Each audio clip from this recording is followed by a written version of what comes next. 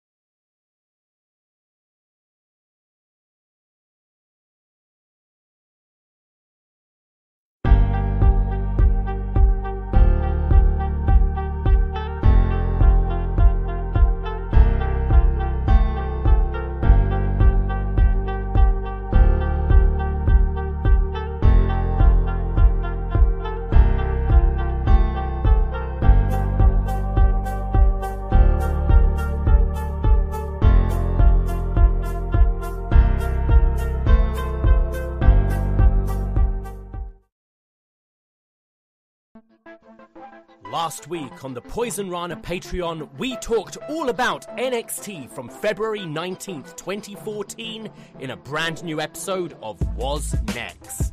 Oh, sorry, Casey Marion was trained by Afa and Sika.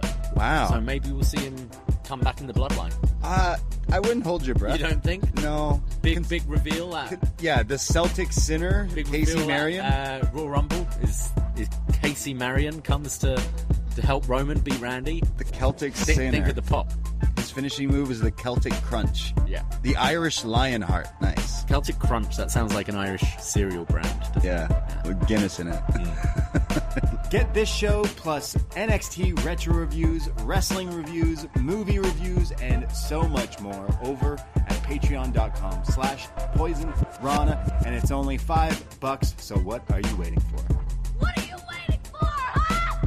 What are you waiting for?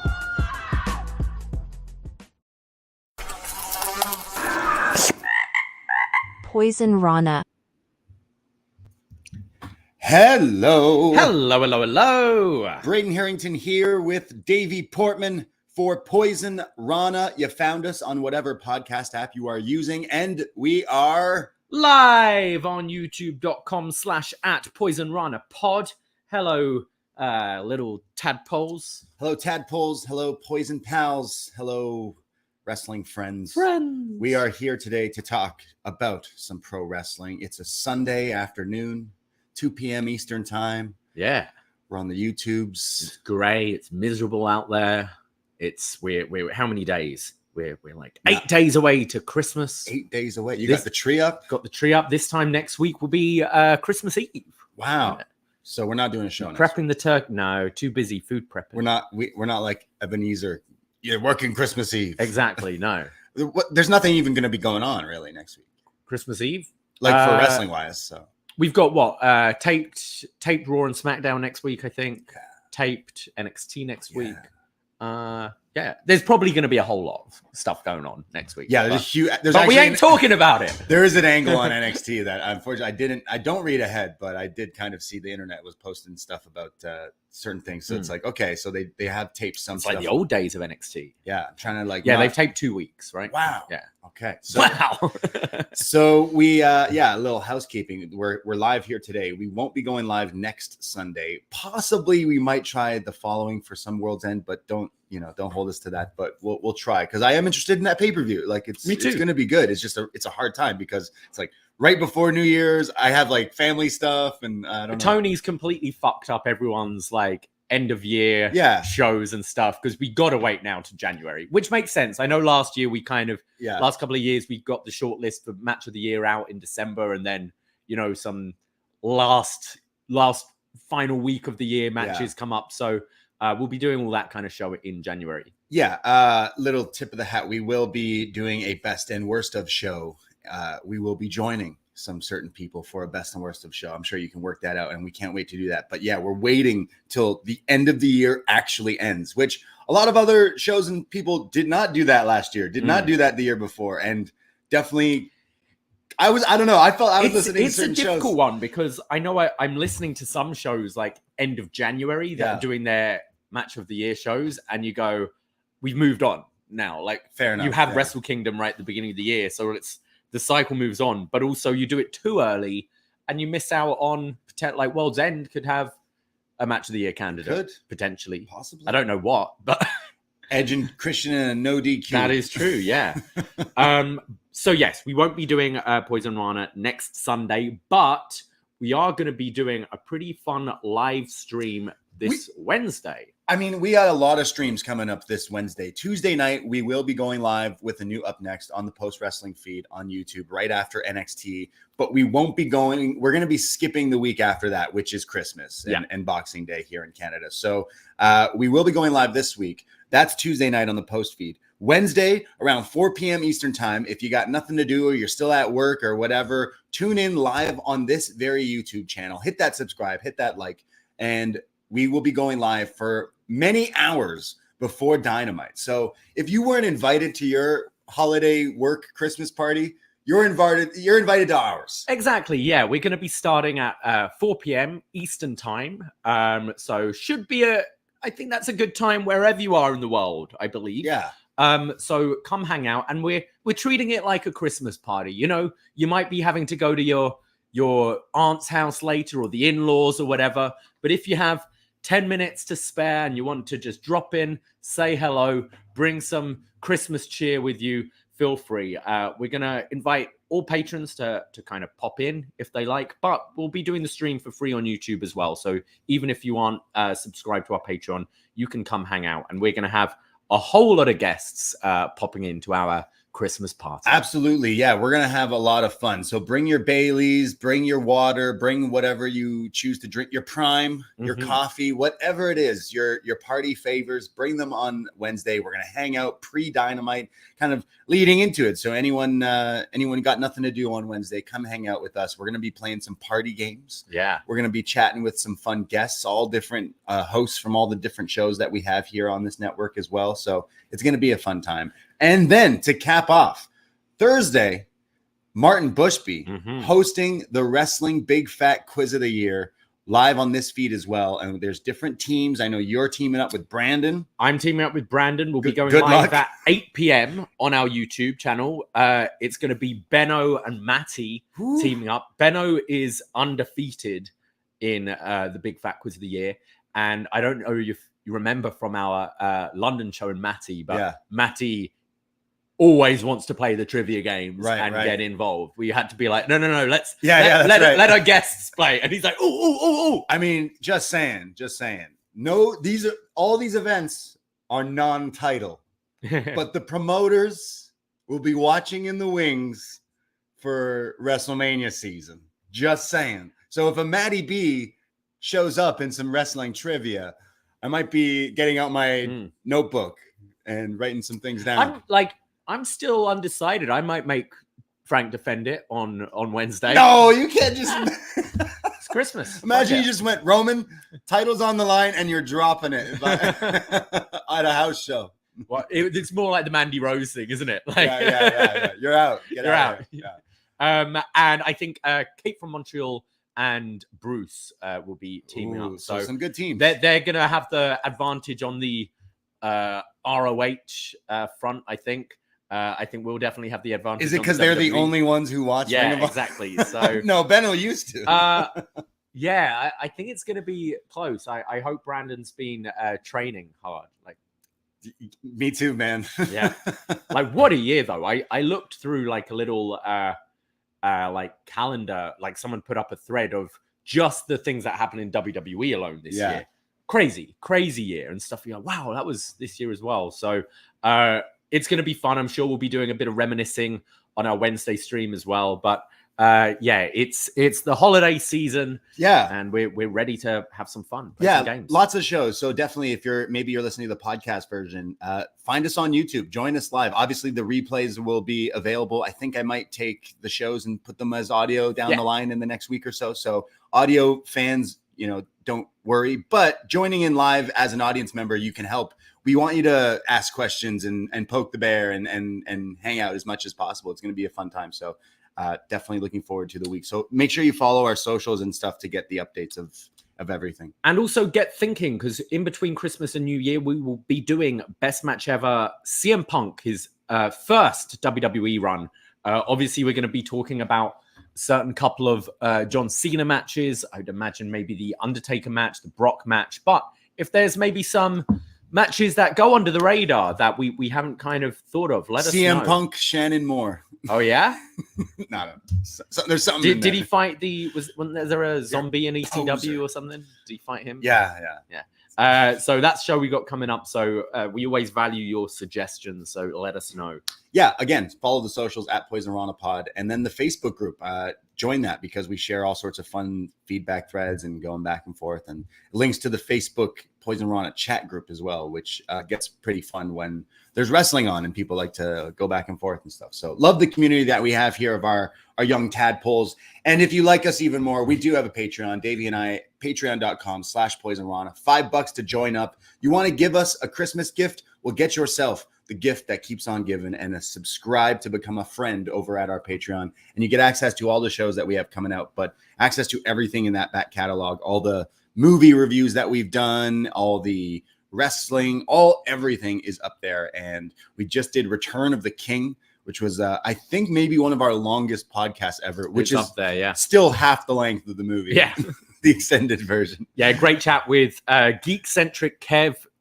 Check out those guys at Geekcentric for all your pop culture, Marvel, Disney, Star Wars, all that stuff. They are fantastic, and great chatting with Kev. And as always, our Swedish, I was going to call him an orc, and that's mean. Our Swedish. Oh, he's Gimli. He's more of a Gimli, isn't he? He Drinking his Belgian wheat beer, chatting Lord of the Rings. But our good friend Emmanuel, who put us on this Middle Earth journey about a year ago. It's crazy, man. Like Kev, one of your friends, and he happens to live in Ontario, so somewhat close to us, and he's come out to our wrestling events. But like to have people in this community, like we're talking to someone like the middle of the night from Sweden talking about Lord of the Rings. This was crazy. We had you and Kev in Ontario. I was in British Columbia. Yeah. Emmanuel in Sweden talking about Middle Earth. It was like, Gondor FaceTiming Rohan, lighting the beacons. Who knew the BDE was so popular in Sweden? So any other Swedes out there, you know what? I want a roll call.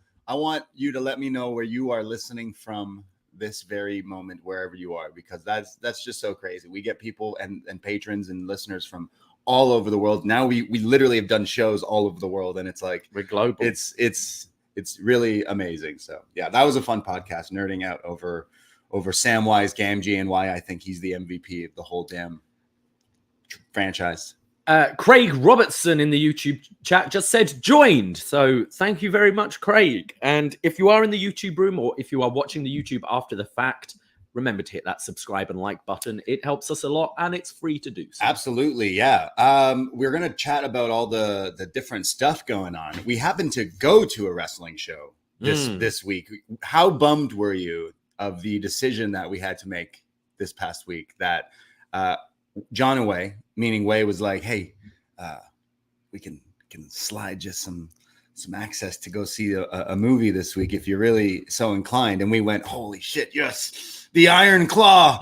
Wait, when is it? The same night as Demand Lucha. Cartwheel versus Gringo in a ladder match. Yeah. We could not go to our favorite wrestling. I think we decided, we'll be able to see the Iron Claw. It'll be in theaters for a while. Yeah. This is a one night only thing. Demand Lucha, the Christmas special they did, and as always had so much fun there. We all had Christmas hats. We were all Christmassy. We went on a little bar hop beforehand, and then we ended up at Parkdale Hall in Toronto. And Demand Lucha is always one of our fun times. Shout out Jordan and the crew there, and always a fun crowd. Everyone just seems like so into it. But yeah, they had a ladder match. Gringo Loco and Jack Cartwheel. Definitely worth the I know they stream their shows and stuff whenever that gets available, because it's not every day you see ladder matches at indie shows. No. So it definitely was mind-blowing.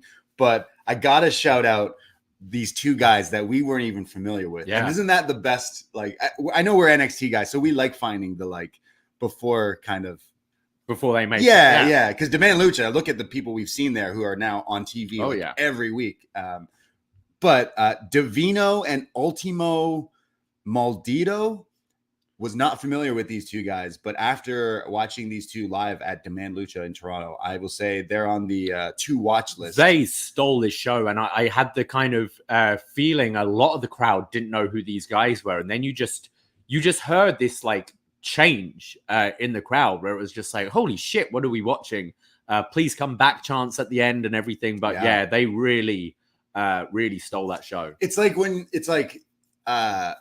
you go to see a band. Yeah. And then you get a few openers, and one of the openers you're like, I don't even know who these guys are. But then first song, crowd's kind of quiet. Second song, okay, that's kind of slapping. And then it gets by the end of their set, the crowd's like, yo, I don't know what I just saw. There's an incredible guitar solo. Yeah, everyone's like, what is going on? That was this. It was like, whoa, I have not seen these two guys before that I can recall. And yet the Lucha was off the charts. So definitely looking forward to the next one. I know they're doing a show in January 18th, I think, which is we're gonna be there for sure. So Demand Lucha, check them out, because we love our local wrestling here in the city, and we had, as always, had a fantastic time. And shout out all the peeps that we said hi to as well that night. And also check out our brand new merchandise store. Oh yeah, what up, doe? Hoodies, we got hats, we have everything. And if you go, hey, why don't you sell blank? Maybe we will. We're building this this site. There's so much more we can do and sell on there. But we're pretty proud of already what we've got up there. So chopped-tees.com. It's our good friend Dickie Bird's new venture, and it's fantastic. The products look awesome. So you can support us as well by buying yourself a Poison Rana hoodie, a What Up Doe t-shirt, a Shot in the Dark mug, all of your favorite podcasters. This is a great way you can support them. Yeah, we're small-time content creators, and finally having a bit of freedom with some merch and what Dickie's kind of helped create with us is just awesome. And thanks to anyone who's already bought stuff, and go check out all the stuff. Like I said, hoodies, hats, t-shirts, everything going up with our logos all over. And into the new year, we'll even start putting up some more stuff. So can't wait to see all this fun stuff that we have on. I love having our own store like this. It's so cool. And also shout out Toby in the chat, who also says he just joined. Wonderful. So thank you.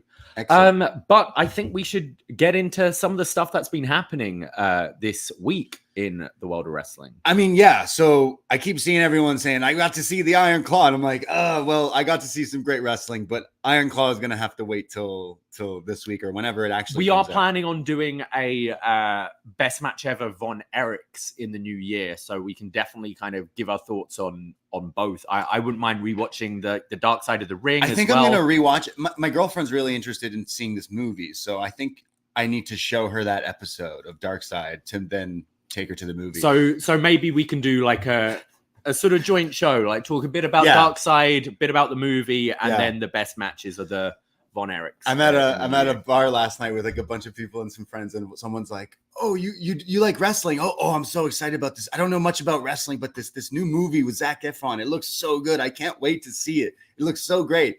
And I'm like, "Oh yeah, it's gonna be good. I mean, it's gonna be depressing. What? Why is it gonna be depressing? I mean, they kind of all die. Wait, what?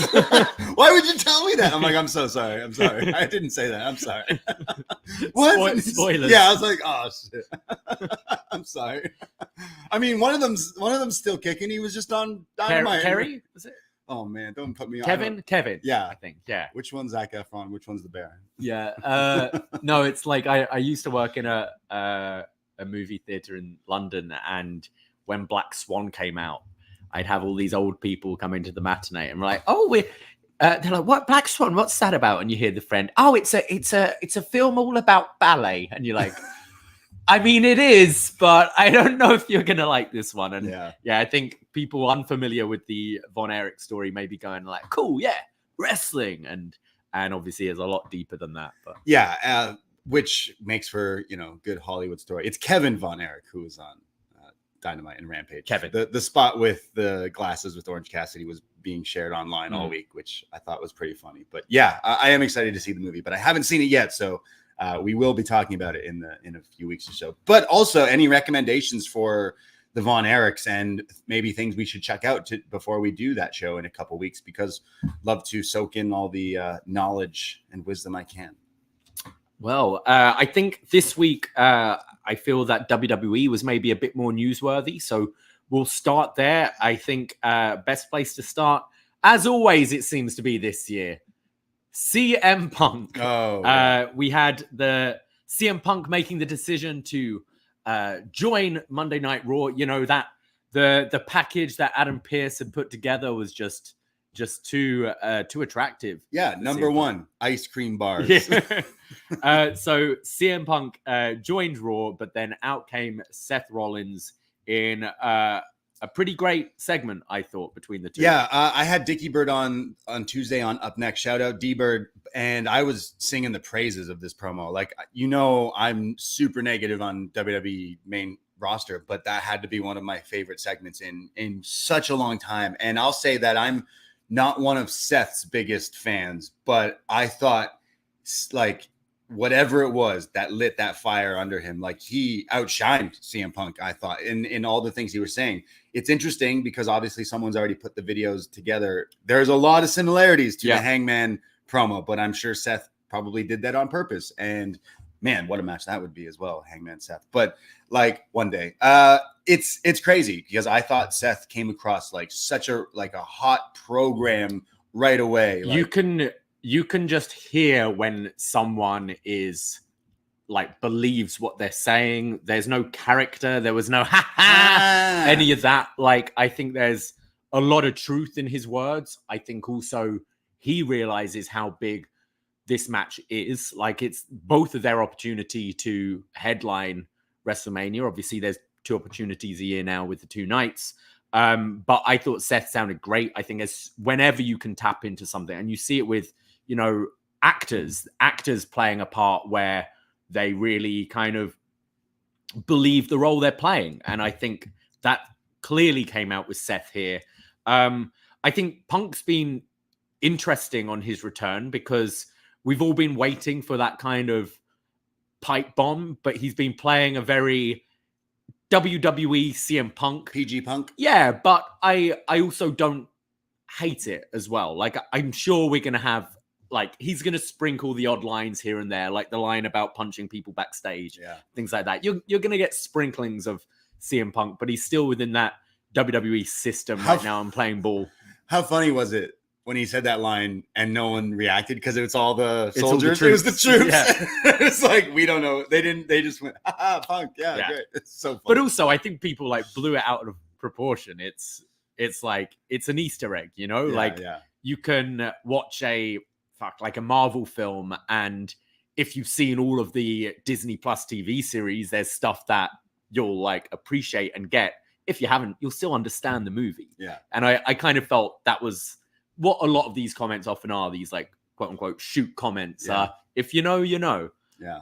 But I like that segment, like we're months away from Mania and you've already started planting the seeds. And I think that's stuff that Triple H has done really well. And I think it's a great idea. I mean, to be like, do that whole promo and everything, and then being like, oh yeah, I'm in the Rumble. So it's like, oh, we're not even going to this match now. We're going to this match like at Mania, far away, and that helps promote something like so much bigger, right? Like he obviously said, if I win, I could come for your title. I don't know if necessarily that's the right route, but I think night one has to be that match. I think there's main event. Absolutely, and I think booking it this far in advance, we kind of know. I assume Rollins, Punk night one, Reigns, Cody night two. Yeah. But it's how we get there. I think I'm a lot more interested in the Rumble when there's different candidates. I think Punk is a prime candidate to win.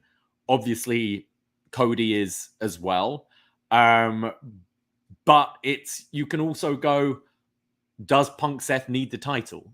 Probably does. Yeah. But there's other things you can do as well to shift it around. So I think it makes the Rumble very interesting this year, and the potential Final Four you could have is very exciting, because I think WWE in the last year have done a great job of building top star baby faces, which they've struggled with for a long time, and now you've got a whole list of them. Yeah, that was a big issue, right? Like trying to make heroes and characters that you actually like. It's hard because every cookie cutter thing would be like so lame in the Vince kind of era, especially the past 10 years. Oh, it's just Cena was miles ahead of everyone, right? And it got boring, but yeah. So I mean, I definitely like the fact that they did that promo, and going forward, like that's going to be the match like you would want to see close out one of those nights. So definitely think that's amazing. And yeah, it already has so many people's interest into leading into this. Rumble is already going to be like it automatically is. Like, if not number two, sometimes number one for non-wrestling fans, because it's like, oh, it's the match where there's like all these people in it and they got to throw people out. It's everyone knows that kind of thing, and that pay-per-view is going to be like huge. I think in the stadium as well. Like they're going to move so many tickets. I did love you said the similarities with the Hangman promo, but Punk's reaction was very similar as well. Like they're not really saying much, just looking and listening, but you can see like pissed off with what they're saying. I thought he played that well, and been interesting seeing, Punk hanging out at NXT, hanging out with his kids, Roxanne and Cora. Yeah. It's like I guess he does want to work with the future. I don't know. I was very negative on Punk with the whole, the press conference, brawl out, punching Jack Perry, like stuff like that. But like the way he conducted himself, I didn't agree with. But like seeing how he's been, okay, it's like been 2 weeks, but how he's been in WWE so far, it's clear that like that was something that really, like, he really wants to do. He really wants to kind of give advice and pay it forward, and maybe wasn't getting that respect in AEW. Whereas I think the like structure of WWE, having the performance center that you go through, and you've seen they've had like, guest trainees and things like that. Yeah. I think there's maybe a more of a respect level from those like kids that Punk's enjoying, and like, who knows, maybe he'll take over from Shawn one day and run NXT. It's, never seen. Yeah.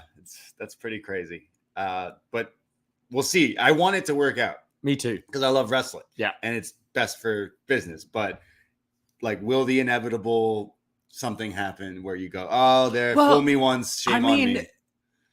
once he's got that WrestleMania main event, See ya. he's done it. Like, yeah. that's the last thing on his bucket list, right? Like, Yeah, if I'm Trips though, I'm like, boy, you main eventing, but you are he'll losing. be like, you are losing. He'll be Seth, I'm giving you Gunther. I'm facing Punk. Gonna beat the shit out of him. You saw that Kevin Nash thing this week? Well, yeah, Kevin Nash just said, like, which everyone kind of assumed, but Triple H just went, Kev, he's pissing me off too much. You're not working the match. I'm fighting him and beating him. And Kevin's like, okay, cool. And you wonder why this guy walks.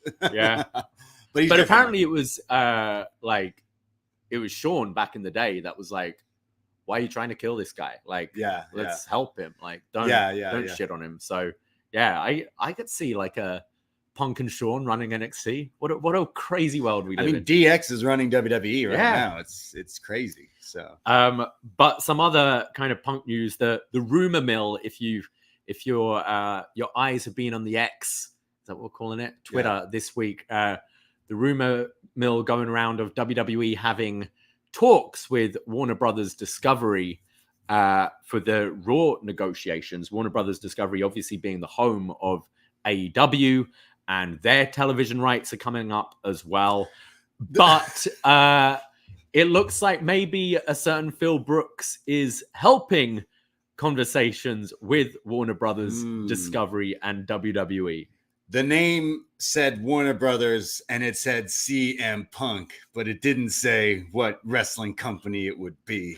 Could you imagine that? What it was that one Bill Phil? Yeah, exactly.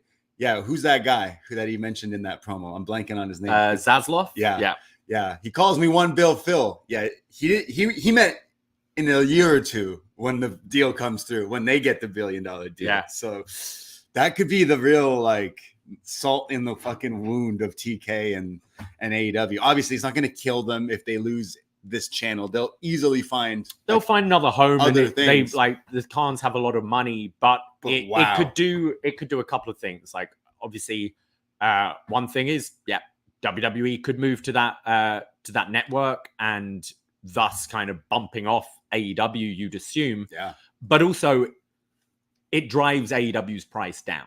Like WWE are going to be wanting significantly more than AEW are going to be asking for.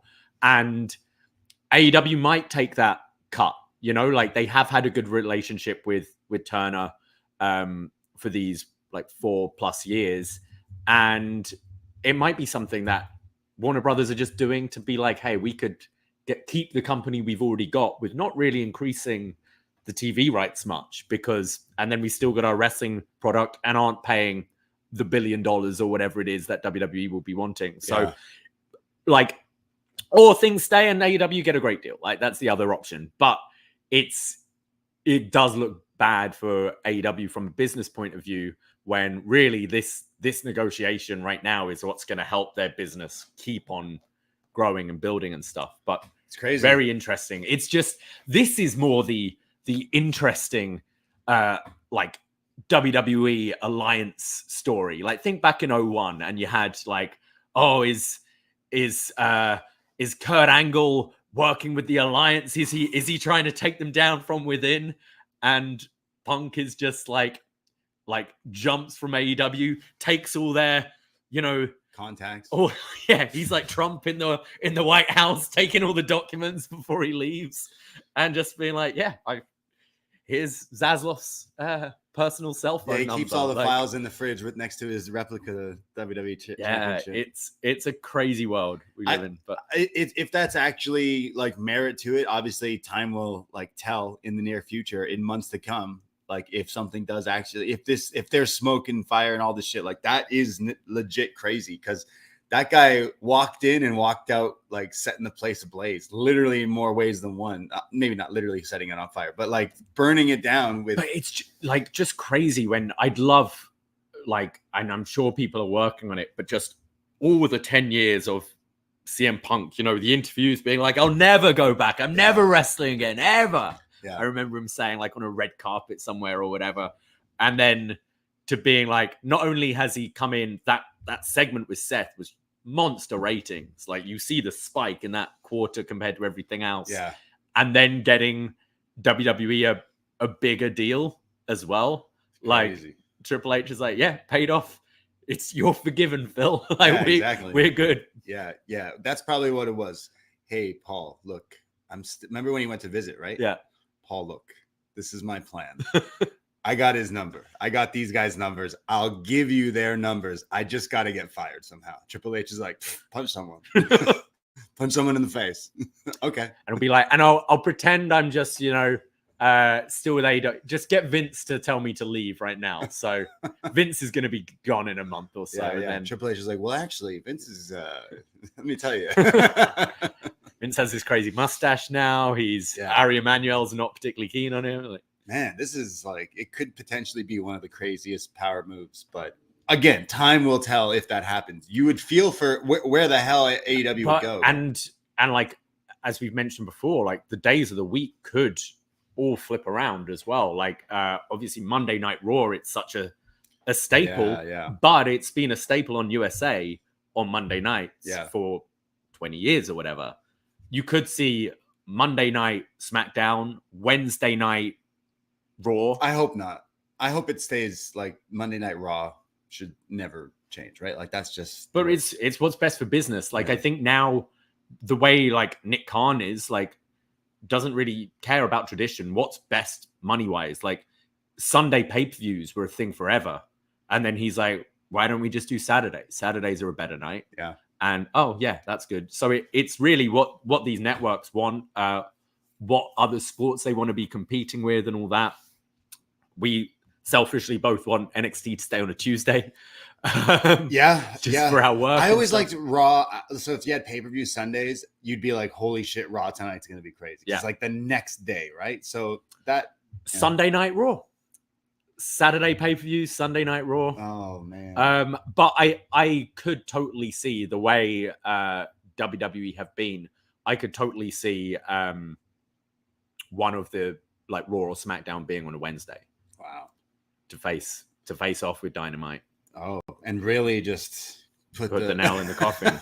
We're acting like this company is like dying, but like I am genuinely feeling the fatigue of it, and having like your star player like run off is it hurts. Look at real sports. Kawhi left the Raps. What happened? We didn't win again. Yeah. We haven't won shit since. So like, yeah, when your star, horse is gone, it affects your team, and it has been. And I know they're trying, and I know they're coming back to Toronto. They're doing more Canada dates. I'm definitely excited to go to these events, and they got Wembley to look forward to, which is still selling a lot of tickets. Like it's Revolution. Selling over 10,000. Like they've added more seats and stuff. Like I think they definitely should be building like the Sting retirement tour more, because clearly like that is the draw for Revolution right now. I've been looking at flights. I'm like, hotels aren't North too expensive Carolina. in Greensboro. So like they're still doing well, and they still put on great stuff. Like we'll talk about some stuff going on, but they are doing stuff that has me, like if we're someone, we podcast about wrestling, we're the fucking biggest marks going. And it's like, if I'm getting fatigued, then like, I know a lot of other people are. Like, as much as this Continental Classic thing is pretty cool, I'm actually not too fussed about it, to be honest. I think it's kind of killing my interest. You're not doing anything different than what you've been doing already by just going, here's a match, here's a match, here's a match, did you watch this match? Did you watch this guy beat this? Doesn't fucking matter, because it's for the Ring of Honor title. Yeah. So why do I care, really? And then there's all Ring of Honor stuff still going on. It's like, why do I care about this? And again, I'm someone who watches like so much, and now with WWE getting basically good again, I'm spending time watching more of stuff from Raw, more stuff from SmackDown, and trying to catch up with stuff that's actually like pretty good as well. So AEW, when they first kicked off, like, hey, we're the alternative. It's tough when I do think like having that caused this turn of events in WWE 100%. To be like, oh, we need to like get going. We can't be outshined by some newbies. Like, what are we doing here? Like, so 100%. Like it's always been, when WCW went out of business, WWE was on a decline. Maybe not like business wise, but just from an entertainment point of view, it was very stale. Like, and then it got awful with the 50-50 booking and all that towards the end of Vince's run. And they've gone away from that. You've got, as we mentioned, so many more top babyface stars across the board, male and female, across all three brands now. Like, they've done a great job building that up. The stories and the characters are way more interesting. They're way more rounded and three-dimensional. They're not just, I'm a bad guy now. Like, there's reasons behind it. Like, putting stuff into your foreign speaking talent, like these Nakamura vignettes have been fantastic. And again, tying stuff back there with, hey, I also won the Rumble and didn't win at my WrestleMania moment. But why do you think you're finishing your story, Cody, when I haven't finished mine? It's stuff like that. Whereas a couple of years ago, Nakamura would have just been like, I'm just bad now. Like, there's justification. Drew's story, justification why he's so mad with Jey Uso and the Bloodline, and these baby faces seemingly get over it. It's like, no, you embarrassed me in front of my home crowd and I still want the title. Punk tying back to 10 years ago with him wanting his WrestleMania moment. Like, there's so much more depth now, I think. It feels a lot better. It feels a lot fresher, realer, like, right? Like, the way they've been doing it, it's definitely a lot more interesting. I'd still say match quality right now, AEW still has the beat. Like, absolutely, this year, bell to bell, AEW hands down. Because I don't think there's been one specific match on WWE this year that was like, oh my God, that was... It depends what you're looking for, because I think... I agree that if you want like bell to bell, like just great wrestling action, AEW provides that. But as you mentioned, there's also a bit of fatigue of just seeing good wrestling. I need stakes. Like, I think AEW, we had Kenny Ospreay, we had Hangman Swerve. Like, they're off the top of my head, two of my favorite AEW matches this year. Did I get as much emotional satisfaction as watching Kevin Owens and Sami Zayn beat the Usos at WrestleMania? Right. Like, in-ring quality wrestling was probably better in AEW. Goosebumps watching Sami hit the haluva kick and get the 1-2-3 at Mania in the main event. That kind of, it's a whole different thing. Like, I'm way more emotionally invested in some of those things. And I think that's something WWE have always done well, is build to those moments. And the actual match might still be a little by numbers, but I think they're good at capitalizing with that. And I think that's where AEW's having a bit of an identity crisis, because they've maybe ran out of Tony Khan's first 3 years of story, which was, the Hangman Page trying to get the title. That was his big story. And now he's trying to come up with other ways to get you emotionally invested.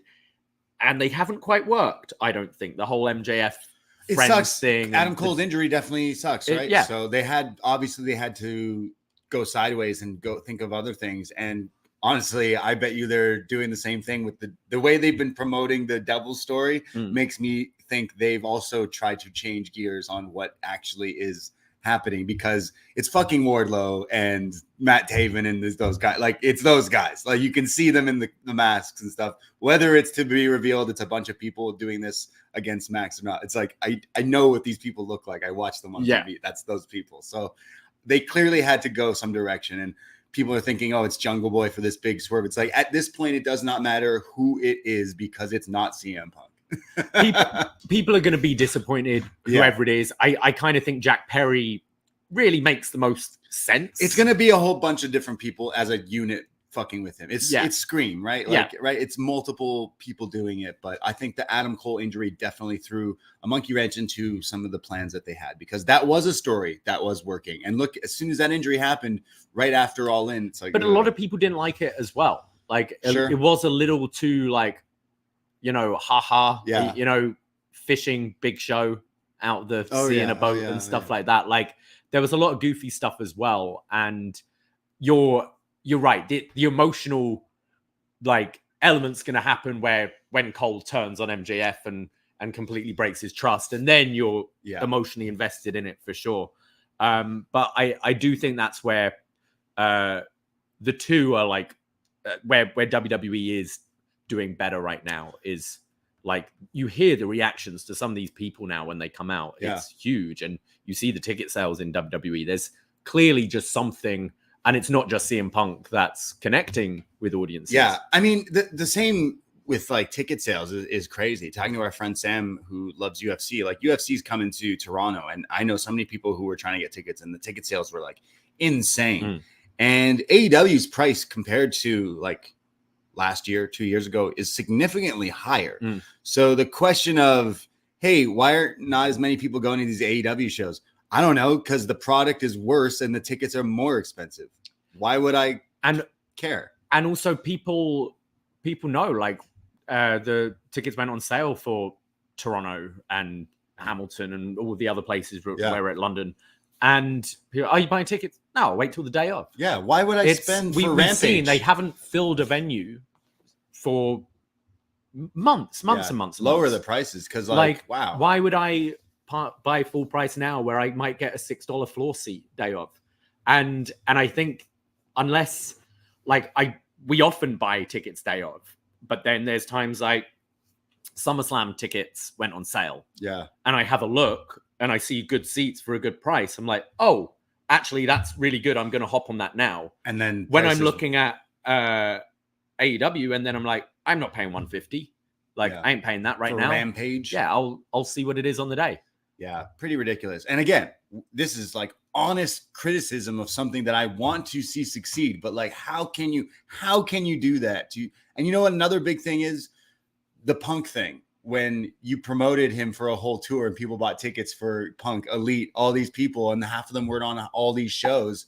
That is a thing. We had a Survivor Series watch party a few weeks ago in Toronto, and there was a lot of people there. And we like talking to people. And you know what? Some people that I haven't met before were saying, it was a reoccurring theme, I'm not going to any more of those shows. They got my money and I paid to go see, fucking Top Flight or whatever. Yeah. And it's like, no offense to Top Flight, or it probably wasn't even them. It's probably QT Marshall at that Rampage. But like, why would I pay now 3 times the same price for a show that still has none of these people that I was promised like a while ago? Obviously, cards subject to change. But like, that is something that I'm hearing from multiple voices and fans, and that they were like pissed that like they spent so much money to not get like really what they kind of paid for, right? Like, so I totally understand that. It would be the same thing in WWE if you paid and you didn't see all these stars. The fact is, right now they have so many that you're usually pretty happy with who you get. Like, sure, you want to go and see Roman. If he's not there, you're getting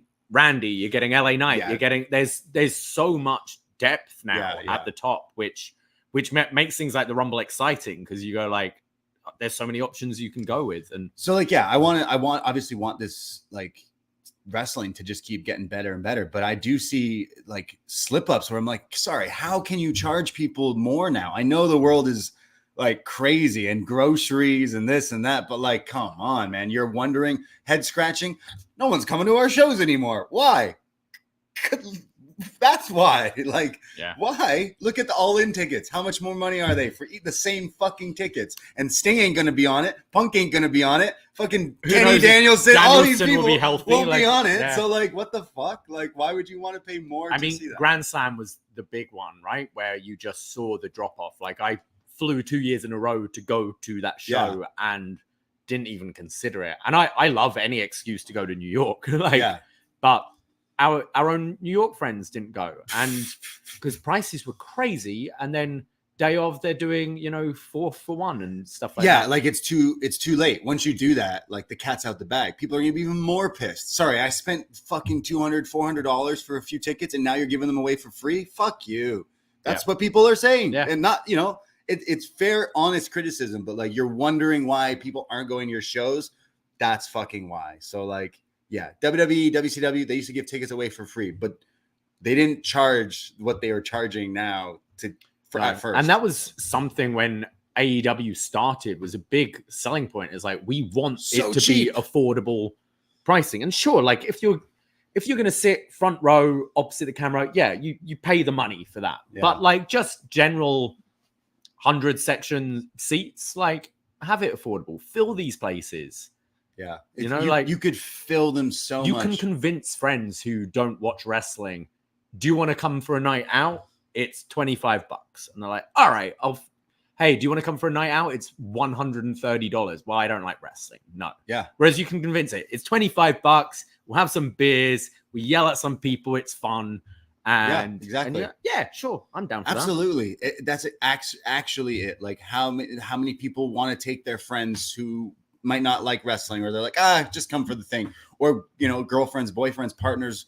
You can't when the tickets are like fucking $300. It's like, sorry, babe, I'm going, and we're not going. Really. And WWE can justify those prices right now because they are selling out these venues. You know, Stadiums. Taylor Swift can justify ridiculous ticket prices because she's selling out every single event she does. So, you know, supply and demand, like the price is going to go up. Yeah, for sure. So, yeah. So just starting expensive and having no one show up to your shows is just like a dumb look, like so stupid. As I go to concerts, and since pandemic, concert prices are insane, man. Like if you were to go see your big top artists, your Swifts, your Drakes, or whatever, like it is like next to impossible unless you have that kind of disposable money, because it's absolutely crazy. So like it's weird that AEW can't even fill these venues when all these other artists can, and like maybe because you are legit charging too much money. The supply and demand isn't in demand for you guys right now. So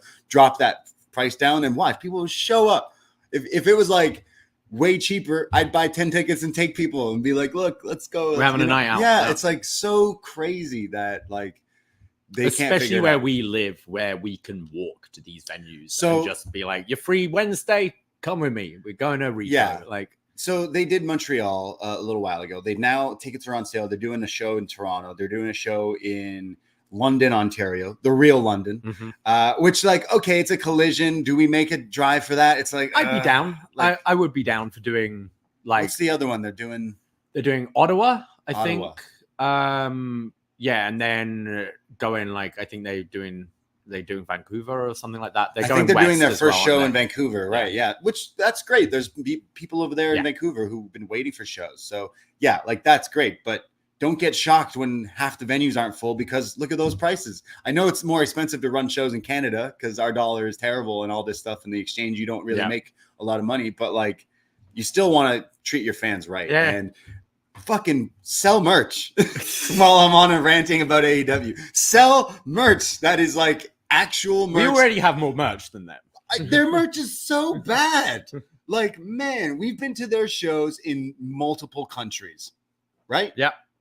All sucked. Yeah. All were fucking dog shit. So like there's not even like, oh, they could be making some extra cash on the side. No, they could be making millions more of dollars going to look at all the fucking shows they do every week, and they don't know how to do it. Like I get we have friends who are way more into merch and shit than we are, and they show us pictures. Oh, I'm at this show this week, and it looks People awful. want to spend money. I've done it. Like I'll go to a show and be like, that. Like I've bought fucking AJ Styles gloves, you know, and it's just because it's funny. Like I'm at WrestleMania, sure. Like yeah, make those expensive, not the tickets. Let me get into Like- the venue and then I'll spend. but money. yeah, you people, wrestling fans love buying stuff. They love the merch, and not their tickets lately, but yeah. But yeah, it's that definitely needs sorting. Like that's literally millions of dollars there. Like you have so many potential, but you know how many times you see people like looking at the merch like, why do they just have an AEW shirt? Oh, they're probably still selling the same Punk shirt that they only sold. It was always AEW. I was there, and CM Punk, who's not even on half the shows last year. So it's like, what are you doing? Just pick it up. Take it up. Some other WWE news, some unfortunate injuries. Sami Zayn reported partially torn meniscus in his knee. Hopefully not out for too long. Hopefully he can be back like Mania season. Oh, man, I hope so. And Charlotte having a knee injury herself as well, which is apparently going to take her out for 9 months. Yeah, that looked bad from last week, right? So I think Charlotte was definitely kind of one of the players for Mania going forward. Obviously, that's going to throw some things. Wish her the best. But what do you see as the potential like Rhea and EO plans, like, assuming both are still champion for Mania? Yeah.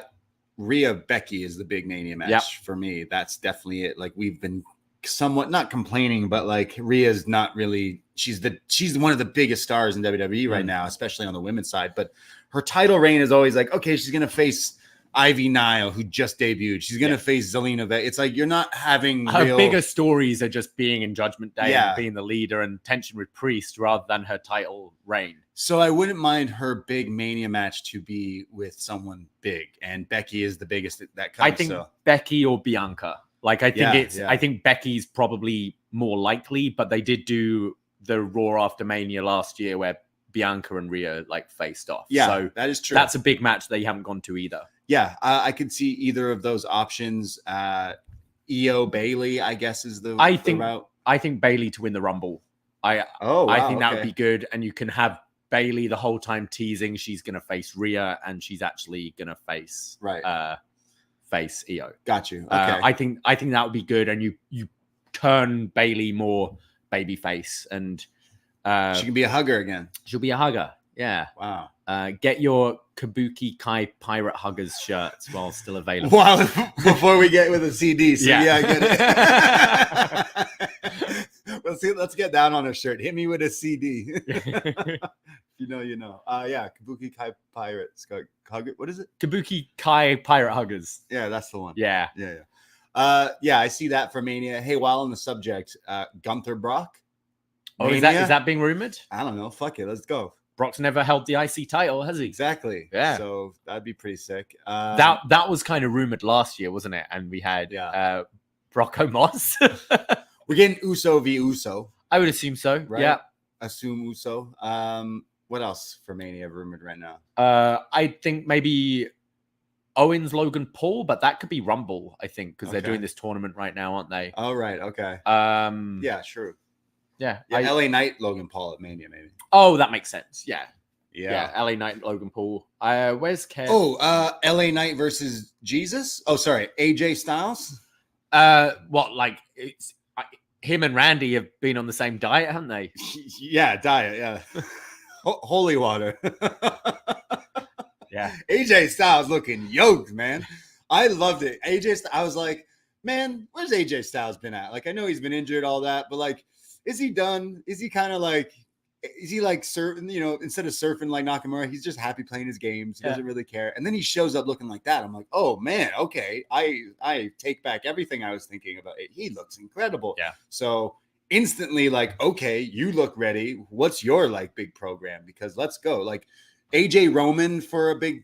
Well, they did the AJ LA Knight angle this week. So, which I kind of liked how they did it, because it wasn't a full heel turn in a way. It was because AJ came out like obviously still pissed at the bloodline. Yeah. But LA Knight like pushes past him to be like, yeah, and fuck you. And then AJ's like, what the fuck? So decks him. So I kind of like it wasn't just like, I'm bad. So I mean, LA Knight, AJ is a program you could go to as well, I guess. I feel like you should have the AJ Roman match while Roman is still champion, because it's one should be Randy, right? Randy Roman at the Rumble. Randy Roman at the Rumble, but it's whether Roman has one more defense in. I imagine they'd want him on that Australia show. I mean, guy's got like one defense a year. I know, but wouldn't you have a defense be in a big stadium in Australia? Fair. Yeah. Like, so maybe AJ Roman at. Yeah, AJ's big in Australia, right? The Aussie community. Yeah. You could almost do like, do AJ LA Knight as a number one contenders thing or whatever. Like, yeah, there's options. AJ Randy at WrestleMania. AJ Randy. They've done it. We've had that. They've done it, but we saw that. Weren't we at that match? Yeah, probably. Was that in New York? I felt like it didn't live up to. Yeah, I don't remember it at all. It didn't live up to like a hype, but yeah.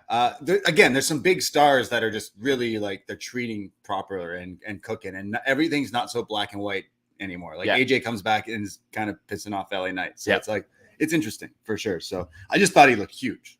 Look, Matt, like him, Randy Andrade, just all eating that same protein. Yeah, right what is going on? I need to find out what the. We also had Liv Morgan being arrested this week. Yeah, she got caught smoking. Smoke hard, live free. So arrested for possession of cannabis, but reported she was pulled over because she swerves while she drives.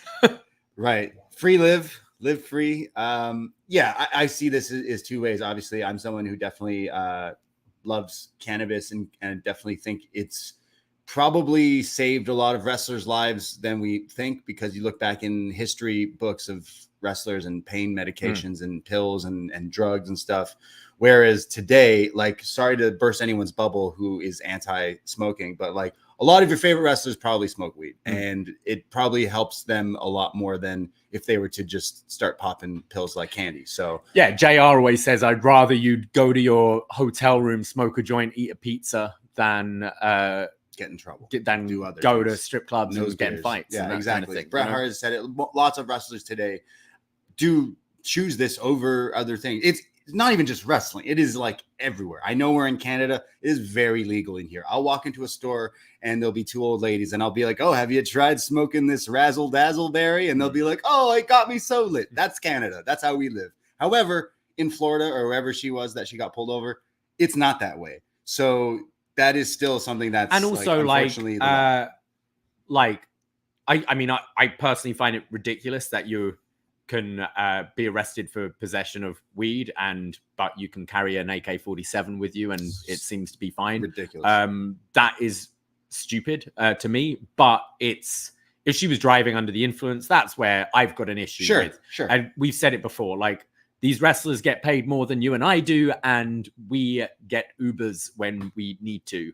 The most dangerous thing I've done when I smoke weed is do a live stream. You know, like, it affects you. And even if you think you're not affected, like, it does. And it's not just you're putting at risk, it's people around you. So that's when I have an issue.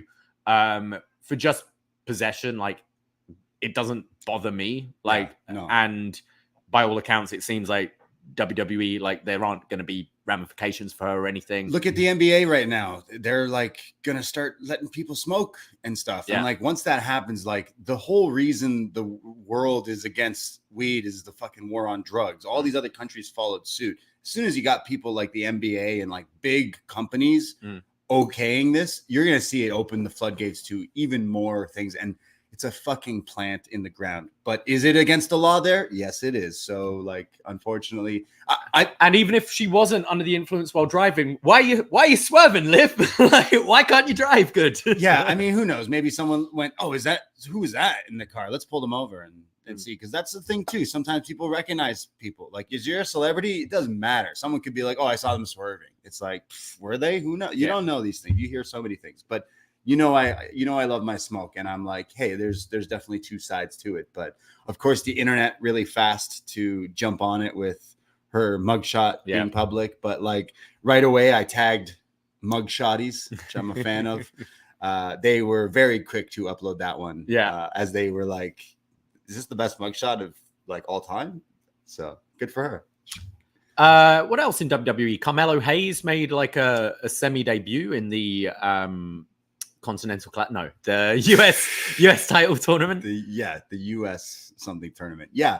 Him and Grayson Waller. What was that move Waller hit him with? That looked crazy. The thing at the turnbuckle was like an overdrive famouser type thing. It looked good.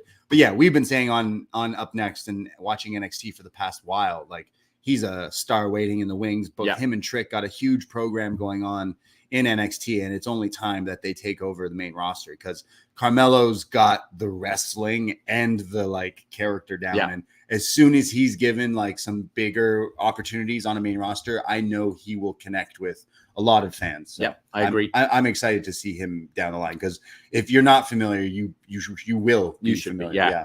And have you heard about this WWE Speed thing they're doing? Is that what Randy and AJ are on? Oh, sorry. Wait, what? The new show, right? Yeah, it's like 5-minute matches. I think it's going to be highlighting a lot of your, like, you know, Axioms, Dragon Lee's, Nathan Frazier's, so that kind of thing. It's 205 live, but they are honest about how we're only giving you 5 minutes. I kind of like it. Like, I mean, I wonder, like, we might see some draws and things like that. I wouldn't even mind it if you did it like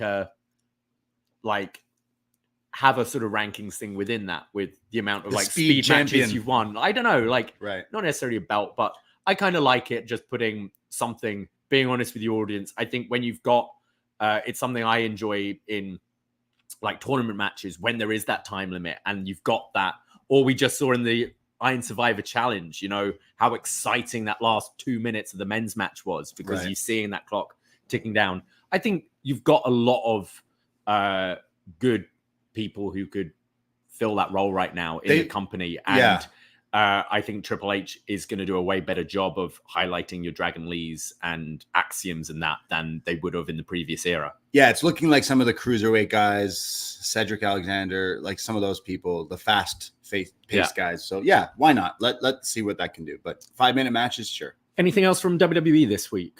WWE wise, I know that obviously we're going to be going into some tape shows for the holidays and then kind of sure like some best and worst of stuff, but definitely feels good when like you're a huge superstar and all eyes are on CM Punk and he's like, oh, I'm in the Rumble, which like then you got your Cody's in the Rumble and like a few other big players that makes it interesting. And like it's still like over a month away, but I am genuinely like excited. And what's great about the Rumble as well is you can have all these like mini interactions with people, with Punk. Potentially set up. You could have, you know, Punk and Brock face off again for like even a second, like, you know, square up, other people pull them away. But you can do all those little teases, all these people up, like Punk and Miz, like having them face to face in the ring again. Punk, Owens, like there's so much you can do, which I think the Rumble is kind of his one of his big first televised matches back. I think it's a great idea. I mean, so he's announced for the match with Dom, right? Yeah. Is this MSG? Yeah. That they've announced? I mean, that's crazy, dude. Again, talking about dude just keeps getting like promotions. It's like, do you want to wrestle in MSG?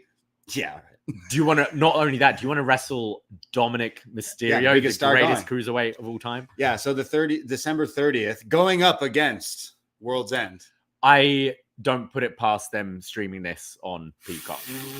Like not a PLE, but kind of, you know, when they did what? Dean Ambrose's last match, the Shield's last match. They did that like televised house show. He got like $500 for it, or wasn't it? Yeah. You've had it. They've done Starcade before, haven't they? They've branded certain house shows Starcade and done it. Kind of Roadblock when it was here or Fastlane or whatever it was kind of like that. So they're here the night before. At at the same venue AEW is doing Dynamite. So Coca-Cola Rico here is a smaller venue where like the Leafs housing team plays, and that's where AEW did Dynamite and Rampage, and that's where WWE does their house shows. Yeah, and WWE is doing a house show. The last one they did when they announced Roman last year, I took my buddy non-wrestling Sammy, wasn't it? Yeah, it was Roman Sammy too, right? But this time it's Toronto, and it was like rammed. Yeah. It was packed, and they have not advertised Punk for this, but I'm pretty sure ticket sales are already like pretty high, and like you get Cody on it. So like, I don't know if they announce Punk on this, but like if it's already like sold out, then maybe you don't even need to add that. But I'm sure my interest might change. I'm currently scheduled to work that night, but I'm like, it's a Friday. Yeah, I could get it off maybe. So I'm like, if it was Dirty Dom and Punk, I would probably go. I feel like they're saving it for MSG. Yeah. But we'll get Cody. So as I said, I wouldn't put it past them somehow televising that, especially that AEW have a pay-per-view that night. Yeah. Well, shall we go to AEW? Yes, let's switch gears. Let's try to be somewhat positive of what's going on. Okay, well, let's start with the positives. Kenny Omega and Jericho's promo segment this week. The Winnipeg Jets are a great hockey team, but I mean no.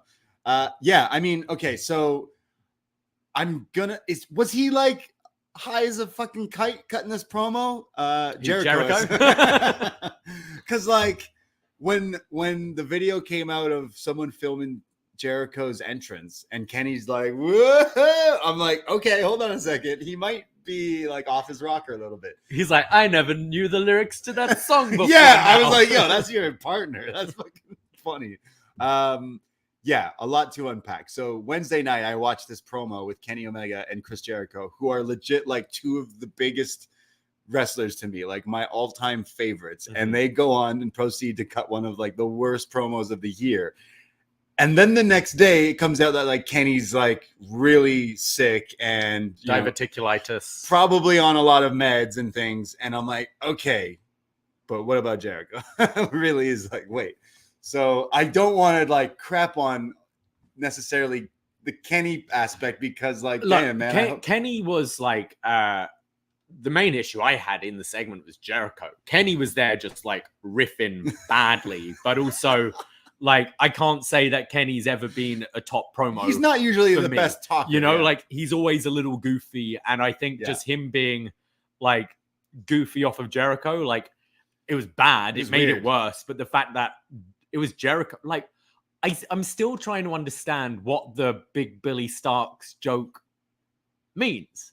Are you just saying together you got the same name as one of the female wrestlers in this company? Right, yeah. Made no sense. And like Ricky just being like, well, that fell flat. Yeah. I like it was cringy watching. It was horrible. But then all of a sudden they started, making fun of Big Cass and brought up Enzo, and then the crowd just started erupting and getting behind him. I'm like, what the fuck? What? I think how does wrestling work? I think it's a very polite audience. Like The Miz can say tiny balls, and everyone's like, all right, I guess we're chanting tiny balls at The Miz. Like wrestling audiences are quite like loyal, and you tell me what to do and we'll do it. But I think the better dressed, less charismatic Enzo Amore line would have been good if the other material around it was good. Like it's fair. Like you're partnering Cass, you're the little guy, the mouthpiece. Yeah. It was so weird. So that happened, and then Kenny was like, I'm sick. I'm not teaming with this guy anymore. I'm done. No. Segment so bad his intestines erupted. I mean, okay, so Kenny Omega, legit, my favorite. But why the hell are we not getting him in these like singles action? Why wasn't he in this tournament? Was this why? Did he know he was somewhat thing? Because so they said he knew, like, he felt pain during like the Ethan Page match, which he had last week. So because I swear, like when he was off for a little bit and then came back and had a match, probably around the Takeshita time where he lost to Takeshita, right? And then he was kind of like, he said he cut a promo being like, I'm banged up. I'm actually more hurt than people can assume. And that kind of went under the radar. Which I explains said, a lot of doing the tags and things. I still question why, if that is the case and you're going, okay, we'll kind of hide you, like protect you in tags and six mans and stuff with the occasional singles match. I question why the occasional singles match is Kyle Fletcher and Ethan Page. No, like who I think are great talents, but when we're getting 6 Kenny Omega singles matches this year, like they should mean something. Yeah. They could treat him as a special like thing. You don't want him wrestling in singles matches on TV, cool, but like it felt weird. And I remember he said something in a promo that I was like, oh, is this guy sounding like he's going away for a while? No, he was back on TV like in a tag match. Yeah. And then they did the whole street fight storyline and everything. I was like, oh, okay, strange. And then this comes out. I'm like, man, were you pushed like too far? Like, think about like 2 years ago when it came out, like we went to that Grand Slam where he wrestled Danielson and we're like, oh my God, what a fucking match. Like that was a time in wrestling. Then it comes out like, yeah, actually this was injured. Oh, by the way, I have vertigo. It's like he took a year off pretty much, didn't he? It's like, what are you talking about? Like this guy is insane. So he's a machine, but he needs to just take as much time as he needs. Like have a all in. Like even, I mean, that's a long way away, but have that as like a goal. I guess like it kind of explains maybe why he wasn't booked for Wrestle Kingdom as well. Right. Like, cause he was this year, like kind of maybe a reason why, I don't know if I can commit to that.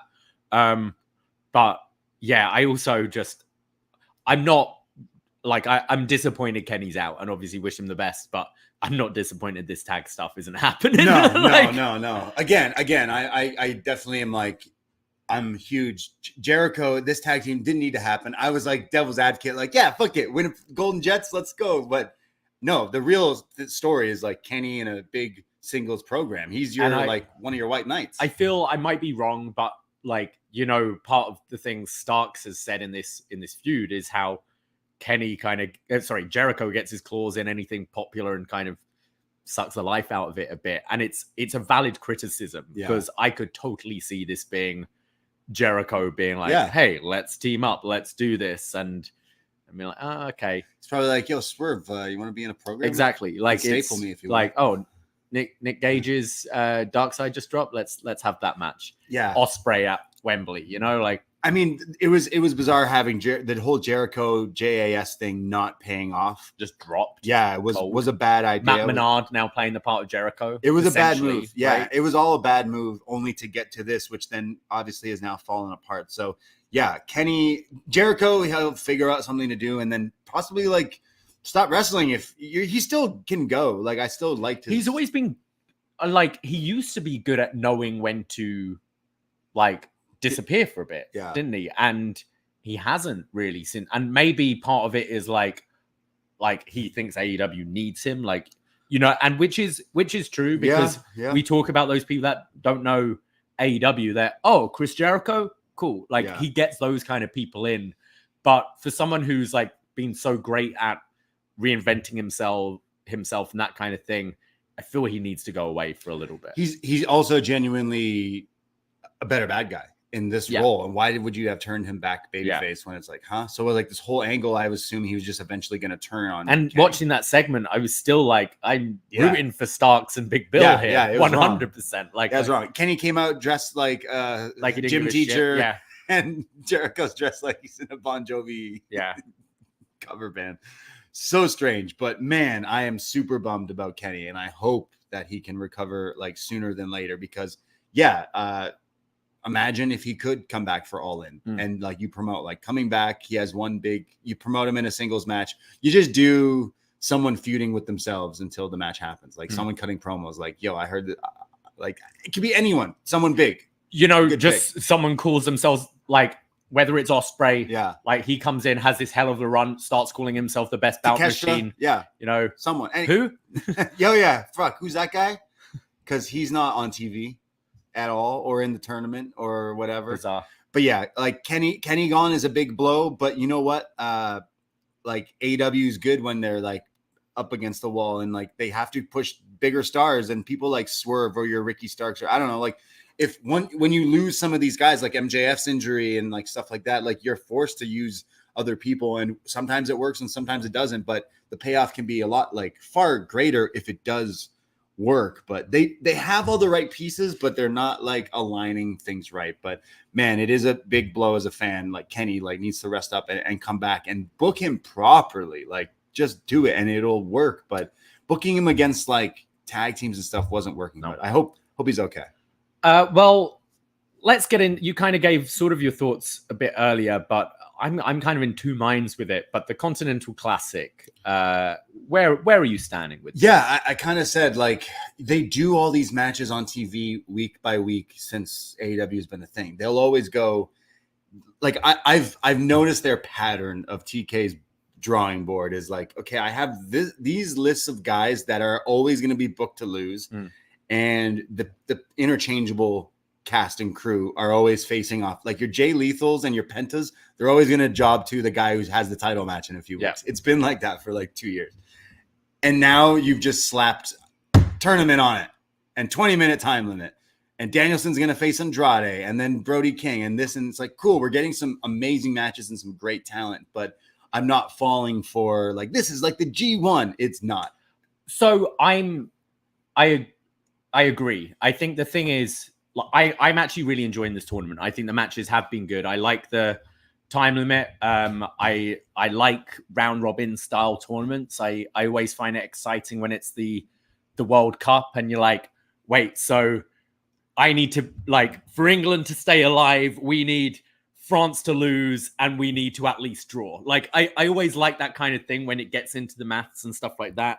And like, yeah, you've got your Mark Briscoes and Jay Lethals in there who are there to lose, I think. And you see it in the G1. You build up for that one big Mark Briscoe win, you know, where he beats one of the top guys and maybe plays spoiler, maybe is the guy that keeps Jay White from making the semis or whatever. And that's his big win. You can give everyone their little moment. You can give like Daniel Garcia, like you have your mini stories with him, like going back to being a wrestler and he's chasing to get that one win to justify being in it again. The problem is, as you mentioned, it's for the the Ring of Honor title. It's for this new Triple Crown that no one really cares about. So for me, the stakes aren't there. The G1, you win it and you're headlining Wrestle Kingdom.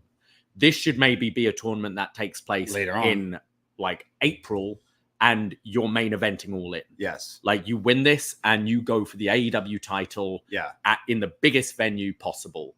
And I think that makes this feel way more important. And then you're looking at your 12 people and you go, all right, so are we getting Danielson headlining Wembley? Are we getting who else is there in there? Like Moxley, are we getting Swerve? Like there's it gives it more stakes. Whereas like, is this just going to be this Triple Crown? Is it going to be defended in regular matches after, or is it just more like a trophy that you've won this tournament and you are the Triple Crown champion and you defend it next year?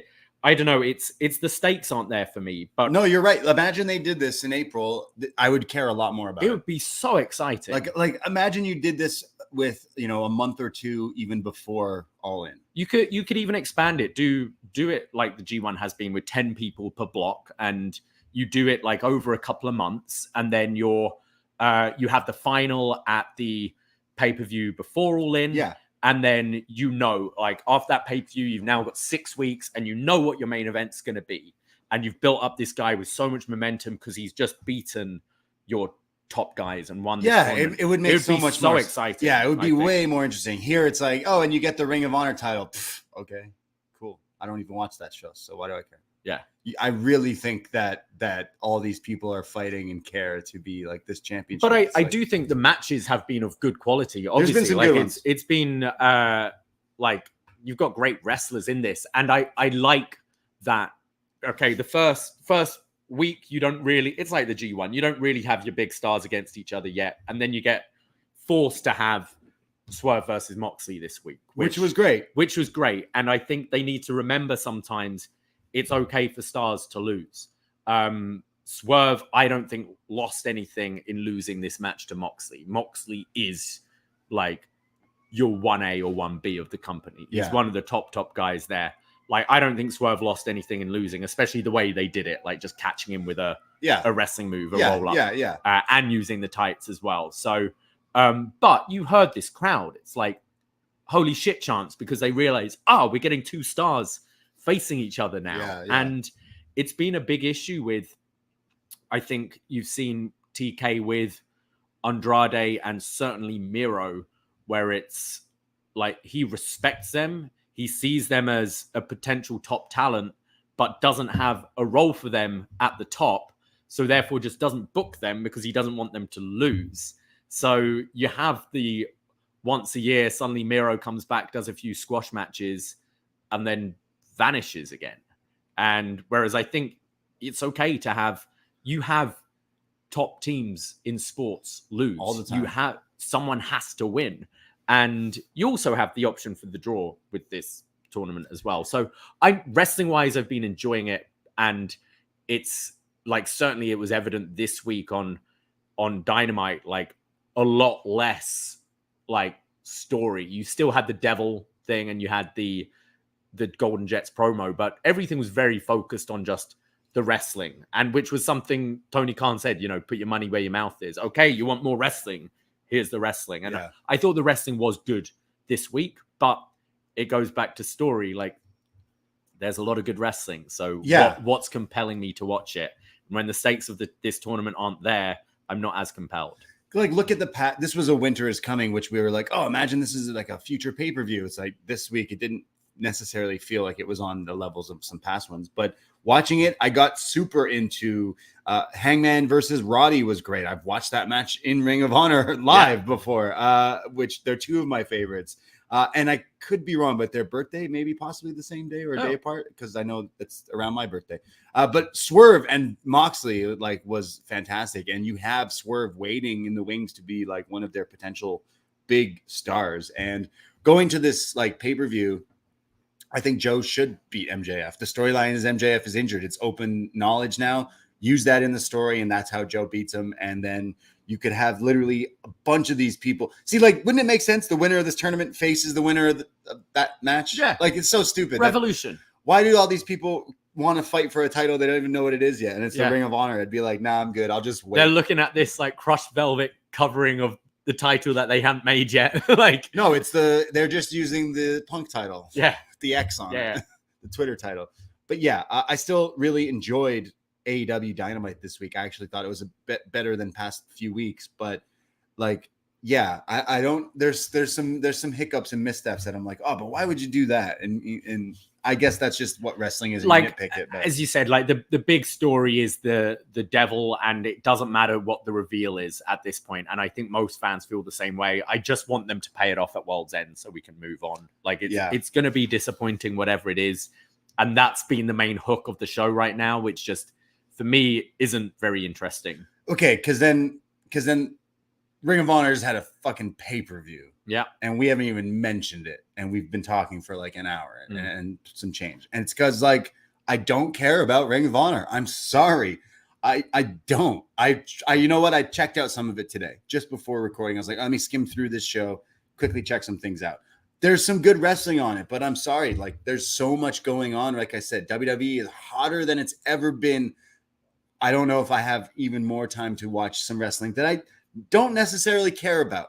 Is it great? And, you know, getting some talent that some people might not know, like you have some up and coming wrestlers on that. Look at Jack Cartwheel was on the pre-show a day after winning the Demand Lucha Championship the day before in Toronto against Brian Keith. He's someone who's great. You had Blake Christian, like I said. You had like Black Taurus and Vikingo, which I actually watched and thought was pretty fucking good. Minus Vikingo trying to do that spot like 3 times over, but a Black Taurus lost to a Viking on Ring of Honor. But like, I don't know. I've heard it was a really good show. I'm probably not going to check it out, but I think with ROH, I feel, and obviously it might not be cost effective, but I feel they should tour like little venues, like the Ted Reeve and stuff like that they used to do, because, you know, we aren't watching. Like, I've never watched ROH TV. You know, this version, the old version, I'll watch the pay-per-views, and you hear, oh, ROH is playing this small venue today. You get to see Black Taurus and Vikingo and Top Flight and Blake Christian. Yeah, I'd be like, sick. Absolutely. I'm not going to watch that as a TV show. But, sorry, no. This is a pay-per-view. You wanted me to pay? But to watch Tony Nese? Come on, man. And no disrespect. And I just don't know if like doing these tapings in front of like pre or post Dynamite Collision, when people haven't paid to see the ROH show, they've paid to see AEW. I don't know if it's the way to do it. And I think having it completely as AEW's developmental brand, which is just like this little small indie fed again that goes around, and occasionally you'll get like an AEW name in there to like boost it, and then do your 4 pay-per-views a year that you can, I think it doing on a club rather than charging, which they're doing. I'd be more interested in, ROH is in town. Well, maybe they just go back to that studio like in Universal. But I think that's just dead. I don't know. Like, I know, like, look, technically there's more people in these crowds than Ring of Honor has ever had. So you got to look at like the glass half full kind of thing, but it doesn't feel as hot as it ever was. Maybe there is more eyes on it than ever was, but it doesn't necessarily feel that way, right? Because it's like the hot stars aren't necessarily, it doesn't feel that as important. And I'm joking, but like, yeah, Tony Nese on a pay-per-view is like, okay, well, I watched him on 205 Live and I couldn't avoid him. And now I'm paying to watch it. Again, not knocking, I'm just using him as an example. But like, yeah, the Ring of Honor thing is not necessarily working for me. And I'm sure that there are people out there that do love it, and like, great and power to you. But like, to say that this is a hot product and commodity is a complete lie. Like, no one's like, oh man, you see it, like, oh, you had to check that out last night, because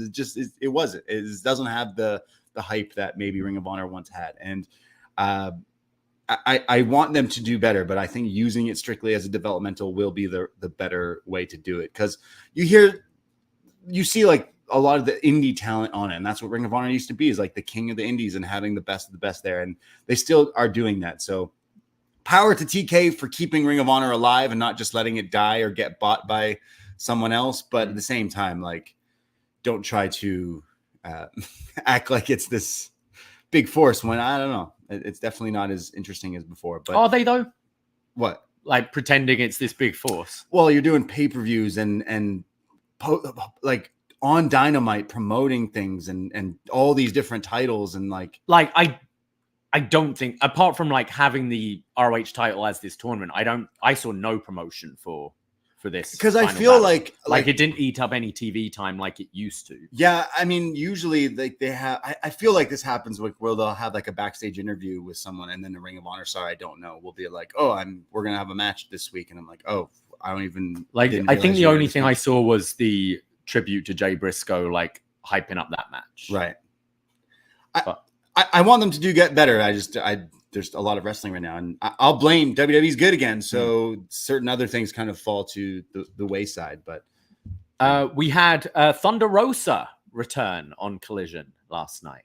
nice. Yeah. So she's back in the fold. She Back was a from her big injury. like she was a big part of the women's division a few years back. So I'm kind of hoping, don't act like CM Punk was the only AEW dramas in this company, because there was always something, whatever was going on with her and Britt Baker and sandbagging or whatever. Yeah. And, it goes back, but you can't deny that some people like her. She's one of the biggest stars Yeah. in the women's division, and obviously, like that injury put her out for a year or so. Like it's Wow. been a while, so good to see her. She's back, but she needs to learn where the hard cam is.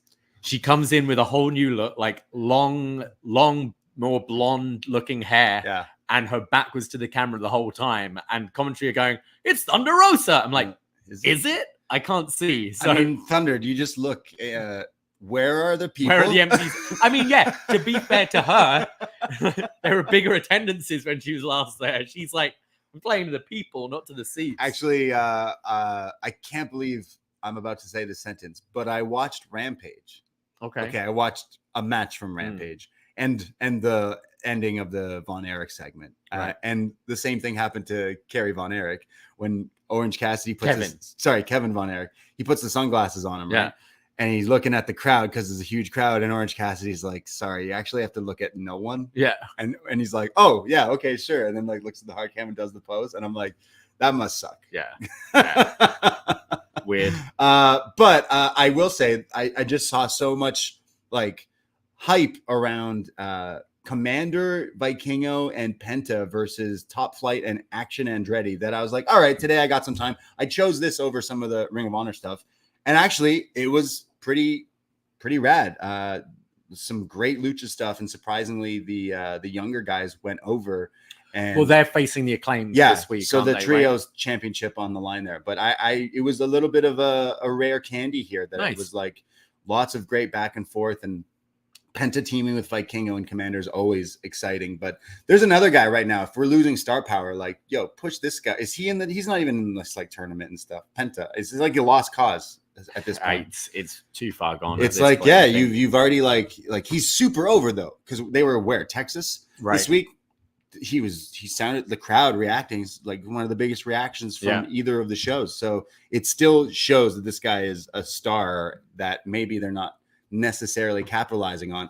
But it's not like when I go to these shows that they're selling any of his shirts, his masks. You know where I bought his mask? Not from AEW. Shout out Pure Fandom, because they don't even fucking sell it. Yeah. So like what? Yeah. Anyways, I definitely am feeling the like. The way some fans are feeling towards AEW is very valid. Yeah. Because like, look at us. And I think these critics, like, we spent most of this show criticizing it, and it's because we like it as well. You know, we can see the mistakes coming a bit more and more. It's still like I enjoy the show. I get my wrestling out of it, but it's you've seen the decline in ratings, you've seen the decline in attendances, and just like everyone's seems a little less interested in it now. And there's things I think they can do to fix that. Yeah.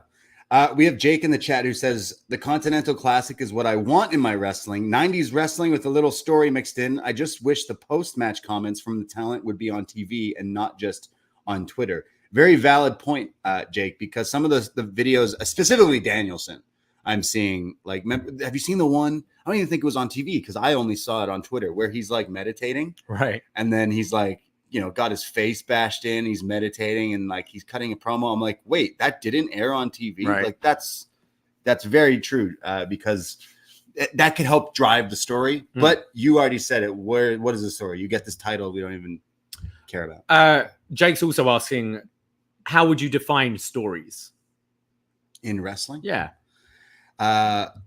You want to win and be the best and be a champion. Yeah. Right? You need an emotional attachment to the characters involved. Sure. Like, and I think that's the thing with the Devil is nothing they've done. Starting off by attacking Jay White rather than MJF, I thought was a misfire because it's then okay. So who is the like? What is their agenda?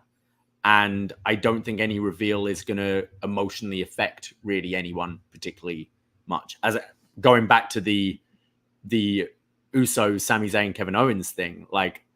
That's a story right there because you are so behind Sami Zayn in that. Sure. Right. And stories can just be told within a match on its own. It doesn't necessarily have to be a whole murder mystery angle or an affair or whatever. But it's just, you said it.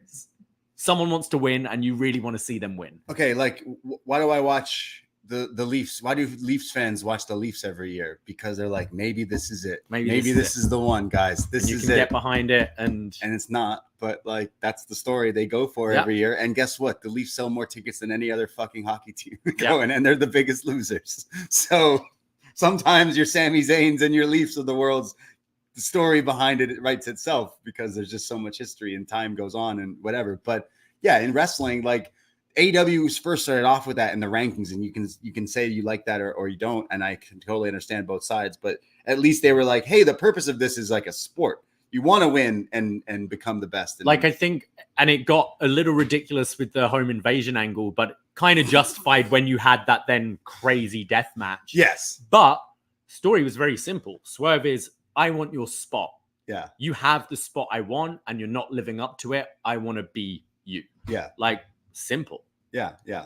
And then it goes back to the stakes. Like the stakes in this tournament aren't there for us to emotionally get invested. Yeah. Because what are we like? Okay, going to the Leafs. All right. Well, now there's a new. It's not the Stanley Cup, but it's the Ontario Hockey Cup, and it's going to be all the teams in Ontario going for it, and the Leafs win it, and you're like, cool, the Leafs won, but. It ain't the Stanley Cup. I mean, that's Seth Rollins and his world title too. But yeah. It is, but like the story there is beyond the title, the one they're telling with Punk, right? It's beyond that. So it's true. Like as much as I can totally get into ridiculous stuff WWE's done, especially Attitude Era with storylines and silliness, but like in the world of like the reality era that we're somewhat in, of like where people do focus on the wrestling in AEW. Like, yeah, your wrestling is not what's wrong. It's like everything kind of after and before that like, why should I care about these guys? And yeah, I kind of said like slapping a name of a tournament for a Ring of Honor title doesn't do anything for me to make me more interested in a match that you'd put on TV anyways weeks before. So like, why should I be extra excited about this is why. And I think another thing as well, criticism with AEW is, to use a Cody phrase, like not finishing the story. We've seen Takeshita this year was turned heel, felt like that first promo segment he had with Don Callis when he was just booed vociferously, and then he gets 2 big wins over Kenny Omega, all in, all out, and never to be seen again. Then he disappears. He's on Rampage. He's in random tags. He's not in this tournament. Daniel Garcia, it's, do you want to be a sports entertainer? Do you want to be a wrestler? Blackpool Combat Club and JAS fighting over who has him. He picks JAS and you go, okay, so there's the chance of he's a wrestler and building up because we're surely going to get Garcia and Jericho, and Garcia being like, no, I'm a professional wrestler, and have that match. No, he disappears. He gets replaced with Sammy Guevara and does nothing.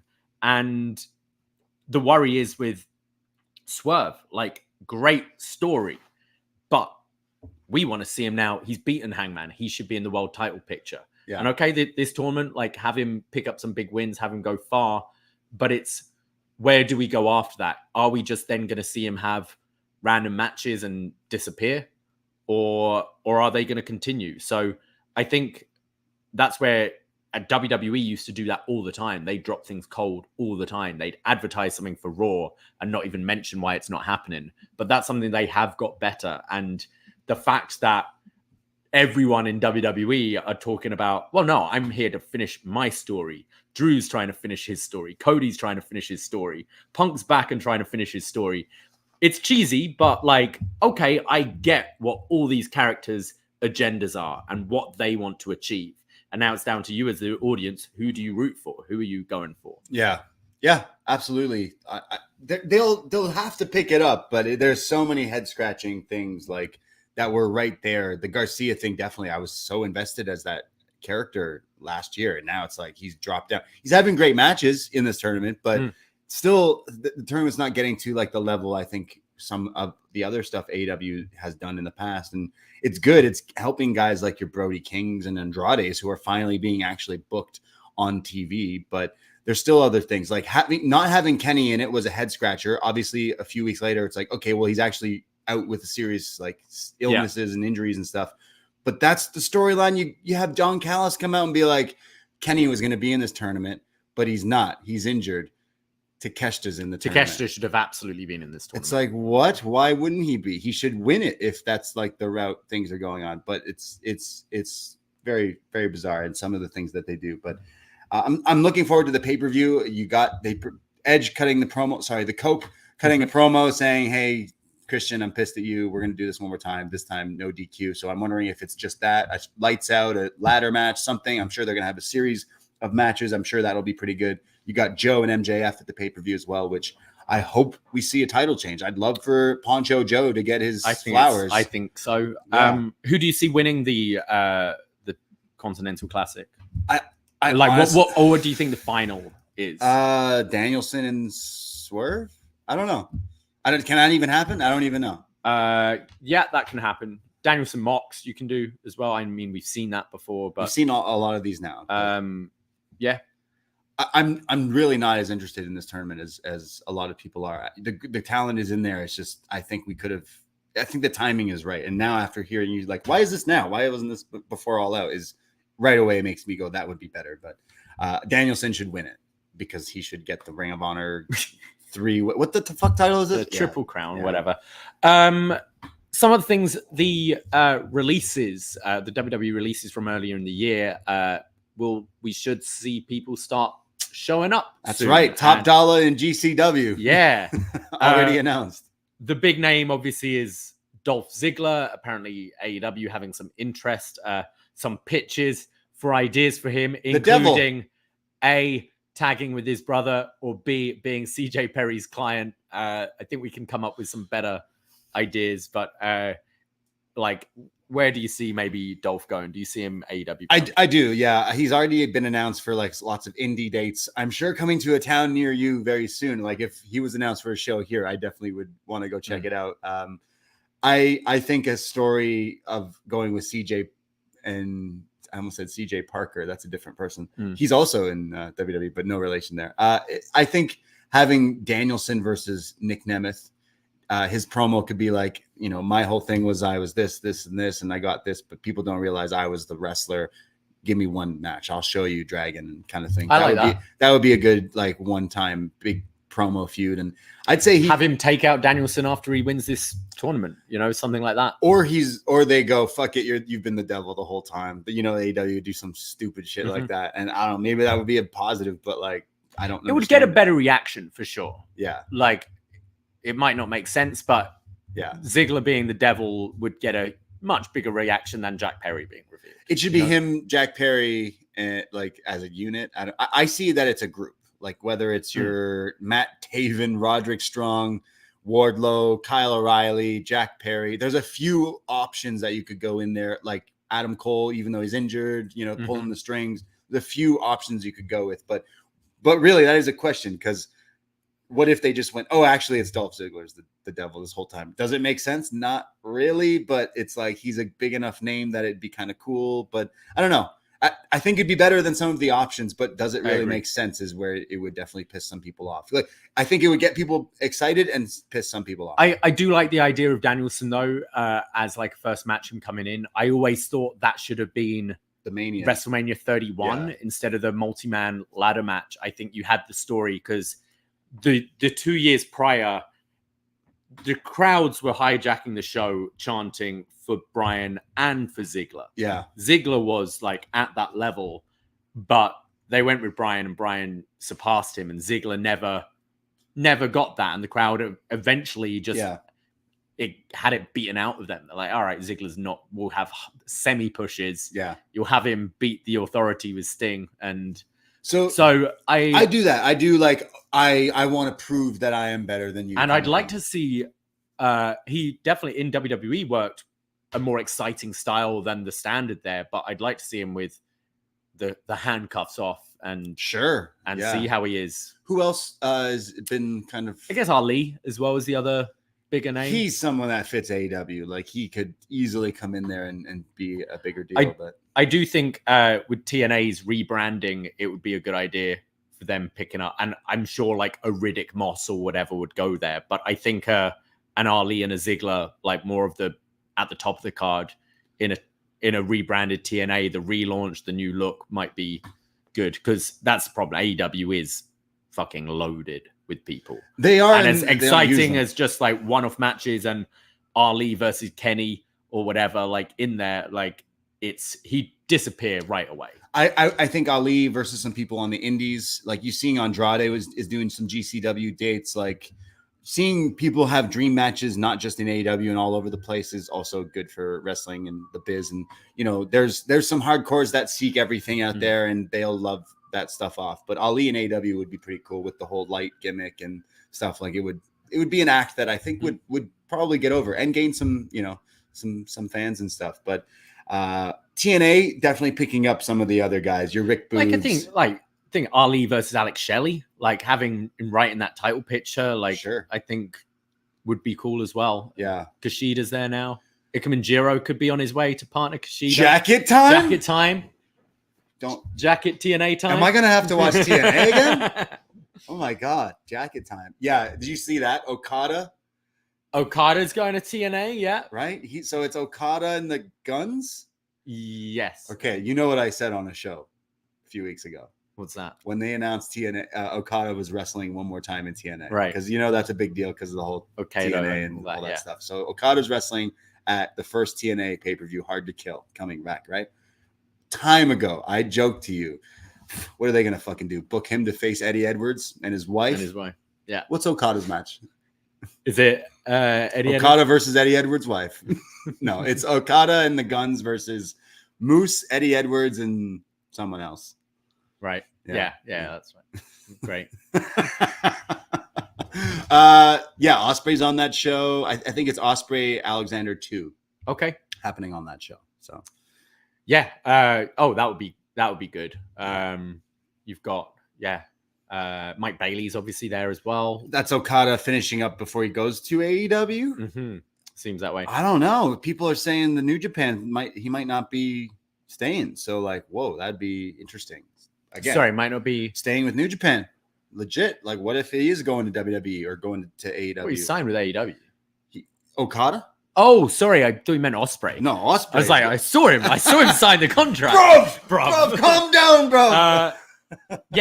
Like Okada, I think he should go to WWE.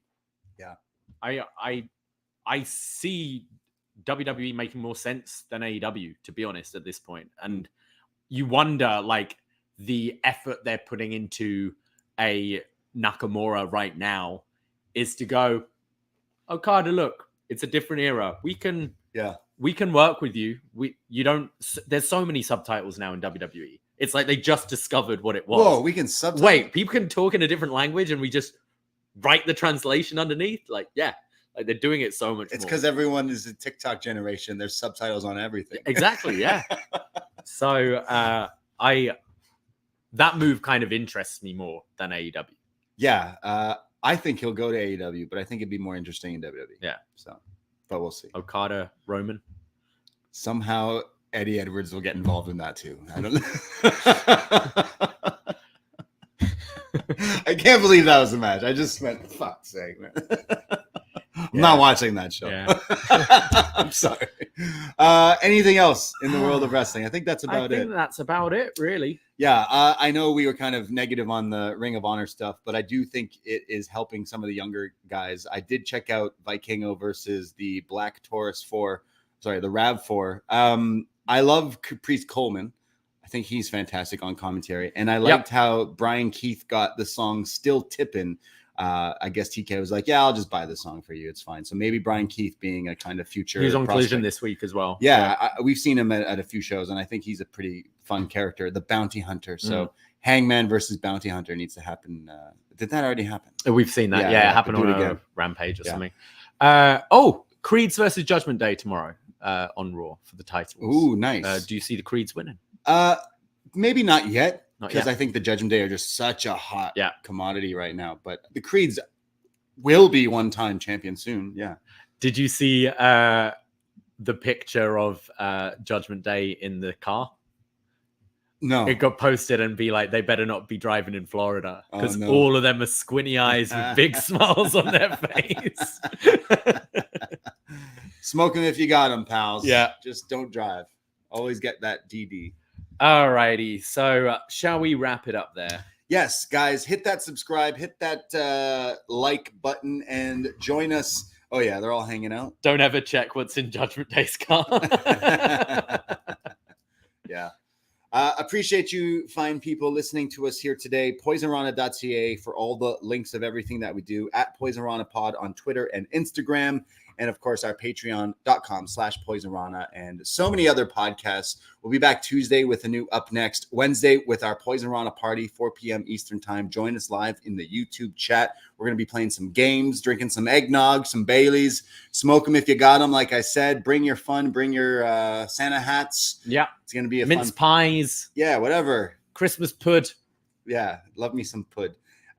And then lots of shows this week. So lots and lots of podcasts, and we can't do it without you people. So we love you and appreciate you, and happy holidays and all that stuff. And we'll be back for more chatting and some more wrestling. But I myself, Braden Herrington, Twitter, Instagram, at the Brady. And you can find me at Davie Portman. That's it. That's all. Take care. Goodbye. Be safe and live free, and free live. Ahoy! Last week on the Poisonrana Patreon, we talked all about NXT from February 19th, 2014 in a brand new episode of wasNXT. Oh, sorry, Casey Marion was trained by Afa and Sika. Wow. So maybe we'll see him come back in the bloodline. I wouldn't hold your breath. You don't think? No. Big reveal at... Yeah, the Celtic sinner, Big Casey reveal Marion. At Royal Rumble is Casey Marion comes to help Roman beat Randy. The Celtic sinner. Think of the pop. His finishing move is the Celtic Crunch. Yeah. The Irish Lionheart. Nice. Celtic Crunch, that sounds like an Irish cereal brand. Yeah. With Guinness in it. Get this show plus NXT retro reviews, wrestling reviews, movie reviews, and so much more over at patreon.com/PoisonRana. And it's only $5. So what are you waiting for? What are you waiting for, huh? What are you waiting for?